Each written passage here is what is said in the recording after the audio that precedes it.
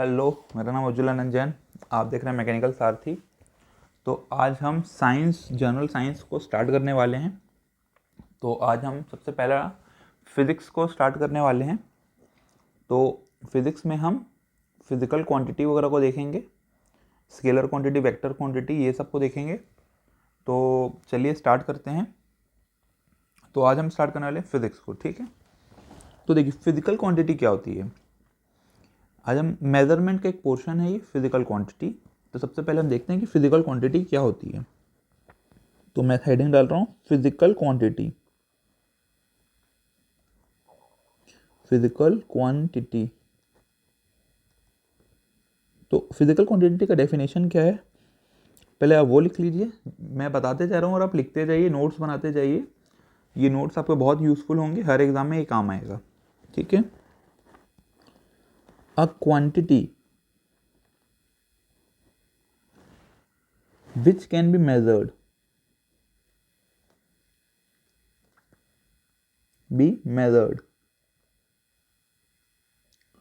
ऐसी क्वांटिटी जिसको आप मेजर कर सके, जो मेजरेबल हो, ठीक है। हम उसको मेजर करना पॉसिबल हो, किसी भी चीज, इंस्ट्रूमेंट से या किसी भी डिवाइस से हम उसको मेजर कर सकें। एग्जाम्पल,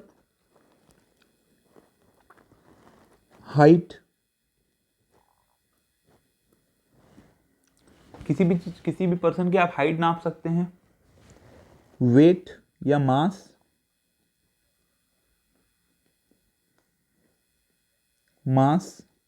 एटसेट्रा, ये सारी चीजें मेजरेबल है। तो ये सब फिजिकल क्वांटिटी के अंदर आती है, ठीक है। ये जिस चीज को भी आप नाप सकते हैं उसको हम फिजिकल क्वांटिटी बोला जाता है, ठीक है। एग्जाम्पल मैंने उसके लिखा दिए। अब देखिए, फिजिकल क्वांटिटी को भी हम अलग अलग भाग में डिवाइड करते हैं।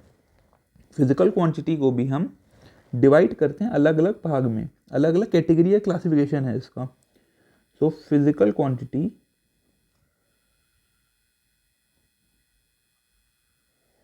ठीक है, उसको हम डिवाइड करते हैं। देखिए, पहला है on the basis of direction and magnitude. ये तो आपको समझ ही आ रहा होगा ये किस तरह का बात कर रहा है, डायरेक्शन एंड मैग्नीट्यूड की बात हो रही है, ठीक है। On the basis of direction and magnitude.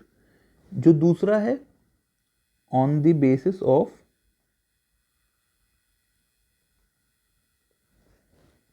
Measurement या यूनिट, मेजरमेंट या यूनिट,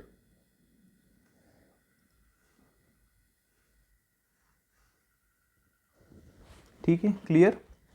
अब ये क्लासिफिकेशन के भी सब क्लासिफिकेशन होते हैं, वो मैं भी लिख देता हूँ, वो भी लिख देता हूँ मैं।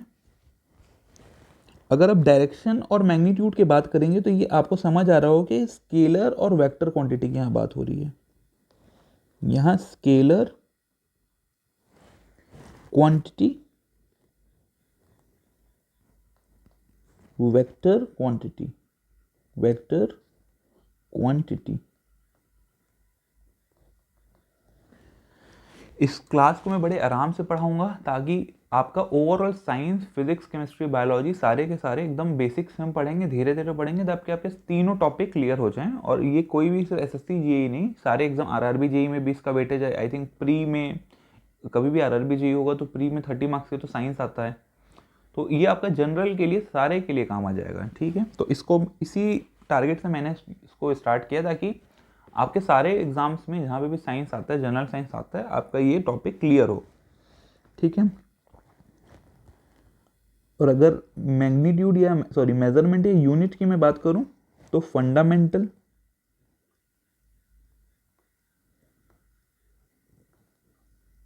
डिराइव्ड, और एक होता है supplementary.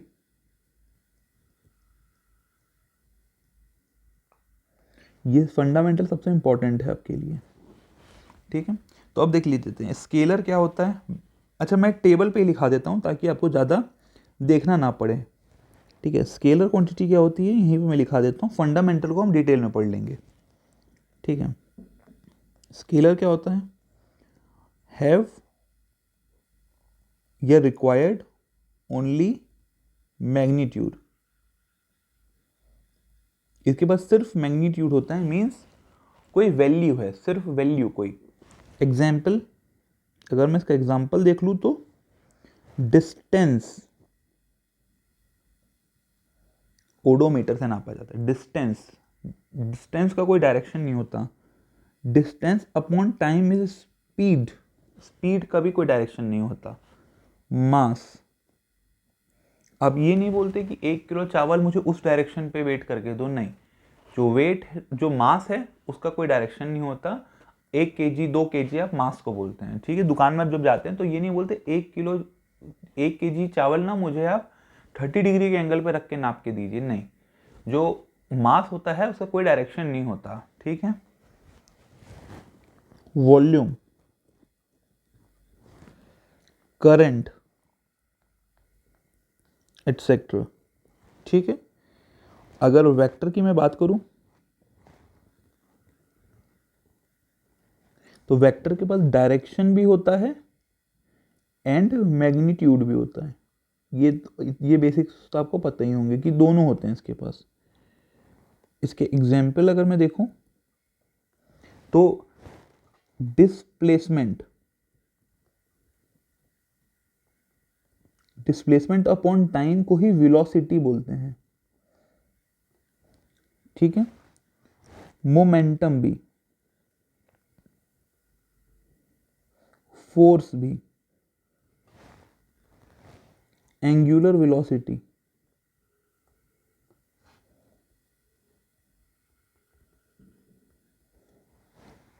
Magnetic field intensity,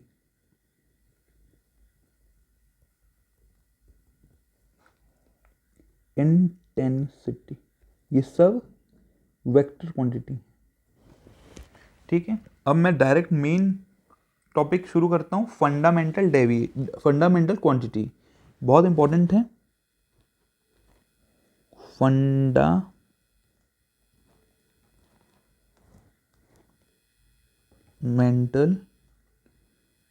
quantity,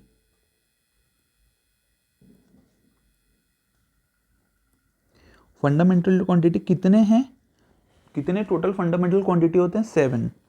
there are 7 fundamental quantity, इनसे ही बन के सारी यूनिट्स बनती हैं। आप कोई भी यूनिट बोलेंगे तो वो इन्हीं 7 फंडामेंटल क्वांटिटी से मिलकर ही बनी होगी।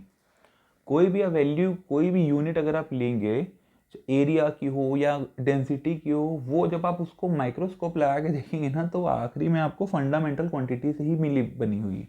और टोटल कितने फंडामेंटल क्वांटिटी है? 7, ठीक है। तो यहाँ मैं टेबल बना देता हूँ और सातों फंडामेंटल क्वांटिटी को मैं यहाँ लिख देता हूँ।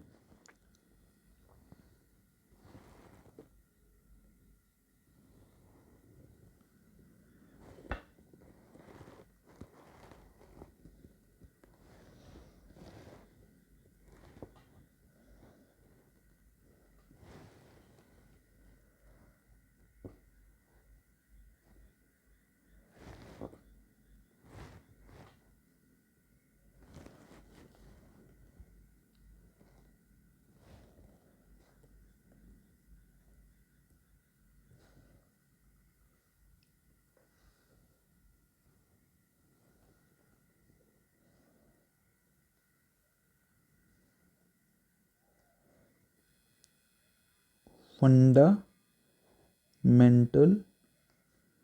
क्वांटिटी, ठीक है। फर्स्ट, पहली है लेंथ। लेंथ एक फंडामेंटल क्वांटिटी है। Time,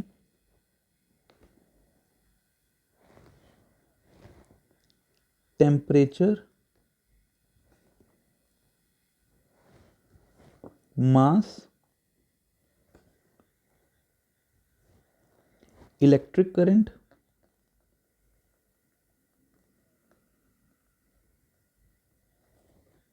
sixth luminous intensity, luminous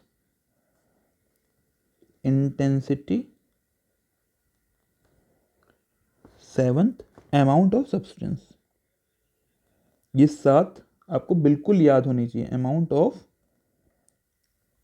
substance. साथ में मैं इसकी एसआई यूनिट भी लिख रहा हूँ, ठीक है, वो बहुत इंपॉर्टेंट है। कई बार कुछ स्पेसिफिक हैं ल्यूमिनस इंटेंसिटी की, कई बार डायरेक्टली पूछ देता है, अमाउंट ऑफ सब्सटेंस की पूछता है, टेम्परेचर की तो कई एग्जाम्स में पूछा है। अगर लेंथ में बोलूँ तो इसकी मीटर है एसआई यूनिट, टाइम की एसआई यूनिट सेकेंड है, टेम्परेचर की एसआई यूनिट केल्विन है, मास की एसआई यूनिट किलोग्राम केजी है, करंट की एम्पियर है, ल्यूमिनस इंटेंसिटी की कैंडिला है, कैंडिला, और अमाउंट ऑफ सब्सटेंस की है मोल। ठीक है, इसमें से जो सबसे इंपॉर्टेंट है मैं उसको मार्क एटलीस्ट कर दूं, ये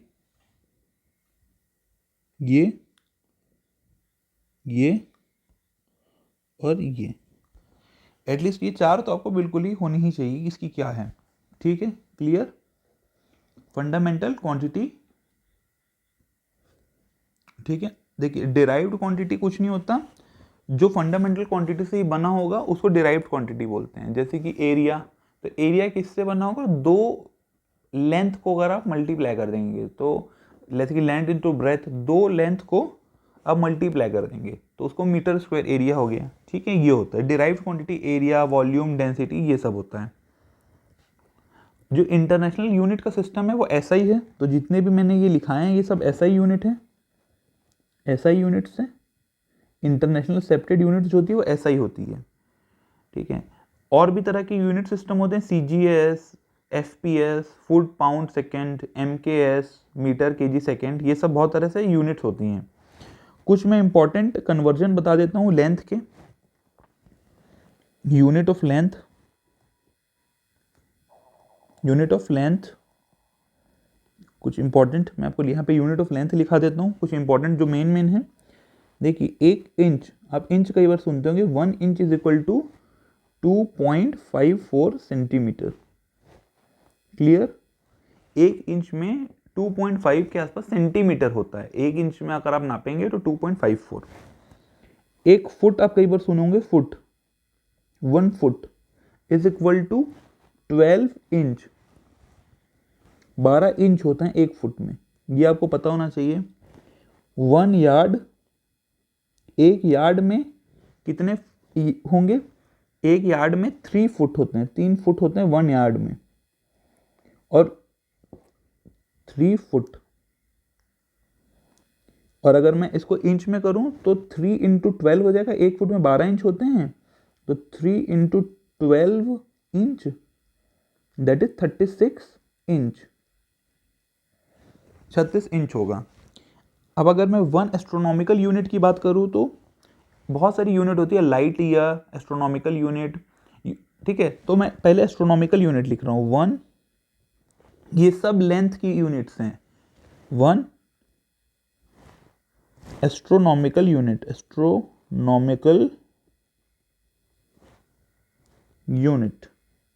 AU, 1 astronomical unit is equal to 150 into 10 to the power 6 kilometre. Clear है, 150 into 10 to the power 6 kilometre, 150 into 10 to power 6 kilometre. एक ये यूनिट हो गई। एक 1 लाइट ईयर, लाइट ईयर भी आपको ईयर से लगेगा कि टाइम है, नहीं, ये भी डिस्टेंस की यूनिट है। 1 लाइट ईयर, आप मेरे हिसाब से सिर्फ किलोमीटर में याद करिए, फालतू मीटर में 2 वैल्यू याद करके आखिरी में आप सब भूल जाएंगे, तो सिर्फ एक किलोमीटर में ही आप याद करिए। एग्जाम में अगर मीटर में पूछेगा तो 1000 से मल्टीप्लाई कर देंगे, तो सिर्फ आप किलोमीटर याद करिए। 9.46 into 10 to the power 12 kilometre. मैं मीटर की नहीं लिखा रहा हूँ, आप कंफ्यूज हो जाएंगे, एग्जाम में अच्छे से पढ़ लेना, वो मीटर बोलेगा तो इसमें 1000 मल्टीप्लाई हो जाएगा, तो 9.46 into 10 to the power 15 metre. आप क्वेश्चन में देख लेना कि आपसे मीटर में पूछा है कि किलोमीटर में पूछा है। मैं एक बार और रिपीट किया हूँ इस चीज को। 1 पारसेक, पारसेक सबसे बड़ी यूनिट होती है लेंथ की, ये 3.26 लाइट ईयर होती है ये। ठीक है, क्लियर है, ठीक है। अब देखिए प्रीफिक्स हम पढ़ते हैं 10 की पावर का, जो प्रीफिक्स है फॉर पावर ऑफ 10, कई बार आपसे ये पूछता है कि इसका मतलब क्या होता है। कोई छोटे छोटे एग्जाम्स होते हैं उसमें कई बार ये क्वेश्चन आ जाता है, तो आप पढ़ रहे हैं तो एक बार इसको साथ में पूरा पढ़ लीजिए। देखिए अगर माइनस वाले है 10 टू द पावर -1 इन सब होता है, तो देखिए 10 टू द पावर -1 में क्या यूज करते हैं हम, deci, D. 10 to the power -2 में सेंटी, ये तो आपको पता होगा कि सेंटी यूज करते हैं यहाँ पे, सी। 10 टू द पावर -3 में मिली, मिली अच्छे से पढ़ेंगे तो आपको क्या मिली, जॉब। तो milli 10 to power -3 milli, small m से ना। 10 टू पावर -6 माइक्रो, जॉब लगेगी तो आप रो मत रो, micro. Mu 10 to the power -9 nano, nano, small n. 10 to the power -12 pico, pico नहीं पिको, पिको तो मूवी थी, pico. 10 to the power -15 femto, femto भी बोल लो, कोई दिक्कत नहीं है, ठीक है। ये माइनस वाली है। प्लस वाली अगर मैं बोलूं,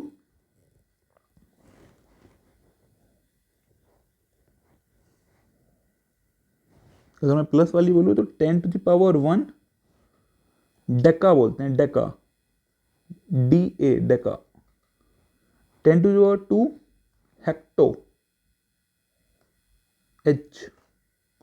10 टू द पावर 3 तो फेवरेट है, किलो, केजी में, किलोग्राम में के। 10 to the power 3 gram, kilo, 1 kg। 10 to the power 6 तो मेगा, मेगा तो सबको पता है, ये कॉमन है मेगा। 10 टू द पावर 9 भी पता है, giga, giga, capital G। 10 to the power 12 होता है tera, terabyte, T। 10 to the power 12। 10 to the power 15 होता है पेटा, P। क्लियर है। तो ये कुछ पावर वाले कॉन्सेप्ट हैं, ये आपको पते होने चाहिए, ये मैं लिखवा दी हूँ, आपको इसको याद होना चाहिए। ये ज़्यादा कुछ है नहीं, एक बार दो बार देखेंगे तो याद हो जाएगा, कोई बड़ी चीज़ नहीं है, ये बेसिक है एकदम, ठीक है। अब लास्ट में हम मेजरिंग यूनिट लिख लेते हैं। मेजरिंग डिवाइसेस के लिए कौन सी डिवाइस क्या क्या मेजर करती है, कौन सी डिवाइस क्या क्या मेजर करती है। मैं हेडिंग डाल लेता हूँ, इंपॉर्टेंट मेजरिंग डिवाइसेस, सम IMP devices. First, odometer. Odometer आपकी जो गाड़ी रहती है ना, जो डिस्टेंस नापती है, जो आपने देखा होगा 200 किलोमीटर चल चुकी, 300 किलोमीटर कार्स में चाहिए, वो ओडोमीटर होता है। तो मेजर करती है distance, odometer measures distance, clear. Second, odometer हो गया। ऑल्टीमीटर होता है, ऑल्टीमीटर मतलब ऑल्टीट्यूड नापेगा, मेजर्स ऑल्टीट्यूड, ऑल्टीट्यूड। ये जो एयरक्राफ्ट उड़ते हैं ना, तो वो कितनी ऑल्टीट्यूड, कितने हाइट में उड़ रहे हैं जमीन से, उसमें ये नापता है, ठीक है। एक होता है पिटोट ट्यूब, पिटोट ट्यूब, ये भी वेलोसिटी नापता है, वेलोसिटी नापता है ये भी, पिटोट ट्यूब भी वेलोसिटी नापता है, ठीक है। एक है एमीटर, एमीटर क्या नापता है, करंट। एक छोटा सा एडिशनल पॉइंट है कि एमीटर जो सर्किट है उसमें connected in series, ammeter series में कनेक्ट होता है करंट नापने के लिए। फिफ्थ, बैरोमीटर, कई बार पूछा है question, barometer atmospheric pressure, atmospheric pressure नापता है ना ये, एटमॉस्फेरिक प्रेशर, ब्लड प्रेशर नहीं, जो एटमॉस्फेरिक प्रेशर है वो नापता है ये, ठीक है। सिक्स्थ, एनीमोमीटर, ये क्या नापता है, गैसेस का, विंड या गैसेस का velocity and direction, velocity and direction of wind, wind के लिए या गैसेस के लिए एनीमोमीटर। एक होता है फेथोमीटर, फथोमीटर, ये डेप्थ नापता है, depth of ocean.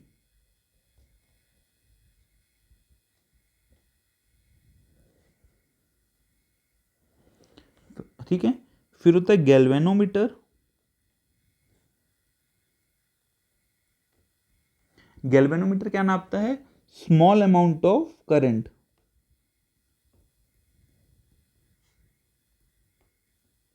M metre भी करंट नापता है, गैल्वेनोमीटर भी छोटा अमाउंट ऑफ करंट नापता है। हाँ, अब ये इंपॉर्टेंट है, जो सबसे ज्यादा कंफ्यूज होता है, हाइड्रोमीटर,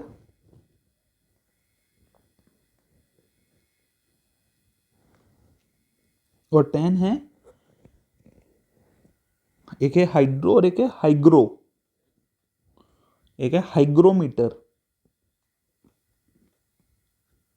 ये दोनों बड़े कंफ्यूजिंग है, तो सिंपल ट्रिक है, ट्रिक क्या है, अपोजिट है ये, याद रखना ये अपोजिट है, कंफ्यूज मत होना, ये अपोजिट होते हैं। जहां हाइड्रो है वहां ह्यूमिडिटी नहीं होगी, कंफ्यूजन यही होता है कि कौन सा ह्यूमिडिटी नापता है, कौन सा ग्रेविटी नापता है, ठीक है।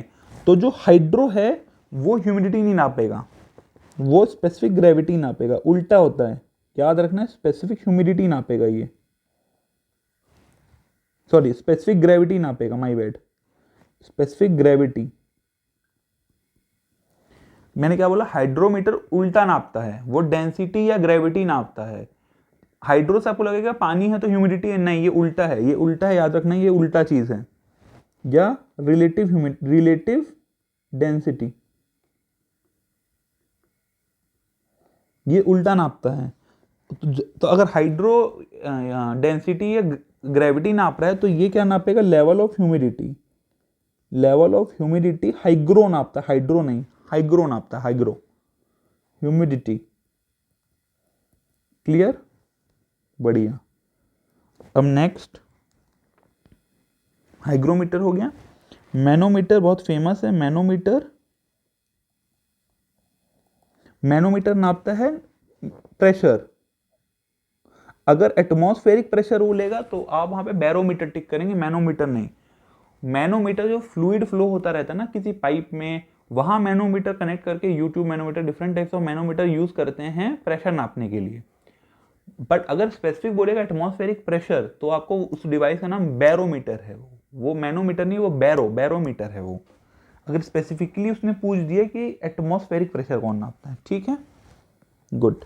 अब अगला ये है, ये मेन, हाँ, स्पाइकोमीटर, मीटर, ये इंपॉर्टेंट है, ठीक है। ये नापता है ब्लड प्रेशर। तीन चीज से आपको कंफ्यूज होगा क्योंकि तीन बार चीजें प्रेशर नाप रही है। एक नॉर्मल पाइप में प्रेशर, प्रेशर इन पाइप्स वगैरह, अगर पाइप्स वगैरह में प्रेशर पूछ रहा है तो वो आपका मैनोमीटर नापेगा। अगर एटमॉस्फेरिक प्रेशर पूछ रहा है तो वो आपका बैरोमीटर, और अगर ब्लड प्रेशर है तो वो स्पाइकोमीटर, ठीक है, वो नापता है, ठीक है। अब एक है टैकोमीटर। टैकोमीटर तो आपको पता होगा कि ये रोटेशन वगैरह से रिलेटेड है। टैकोमीटर तो ये रोटेशनल स्पीड ऑफ शाफ्ट नापता है, rotational speed of shaft. Clear. 14, calorimeter तो फेमस है। कैलोरी किसकी यूनिट है, calorie is also the unit of heat, तो कैलोरीमीटर क्या नापेगा, हीट, ठीक है। लैक्टोमीटर तो आपको पता ही होगा, प्योरिटी ऑफ मिल्क, लैक्टोमीटर जब मैं बायोलॉजी पढ़ाऊंगा तो ये लैक्टो बहुत आपको यूज होगा, तब आपको समझेगा कि क्या रिलेटेड है प्योरिटी ऑफ मिल्क।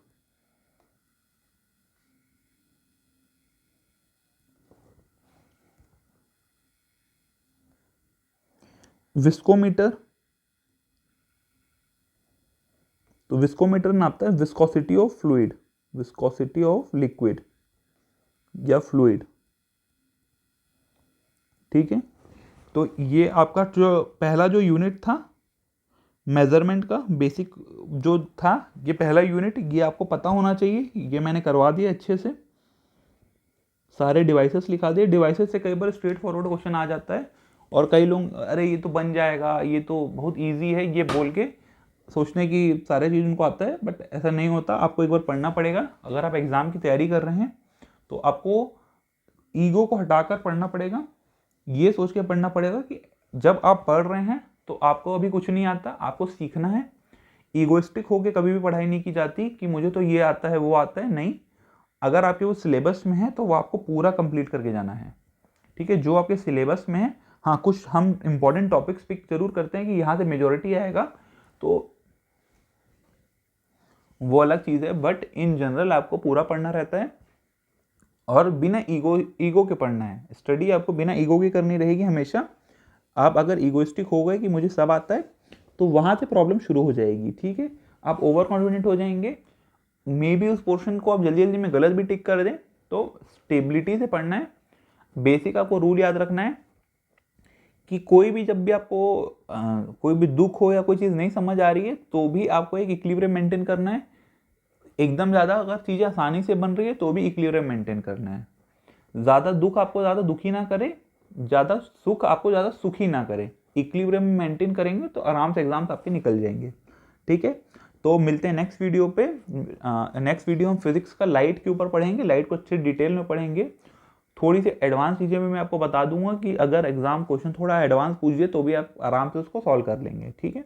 चलिए मिलते हैं नेक्स्ट वीडियो में। इस टॉपिक को आप एक बार अच्छे से रीड करिए और फिर आपको आराम से समझ आ जाएगा, ठीक है। Okay okay, God bless you all.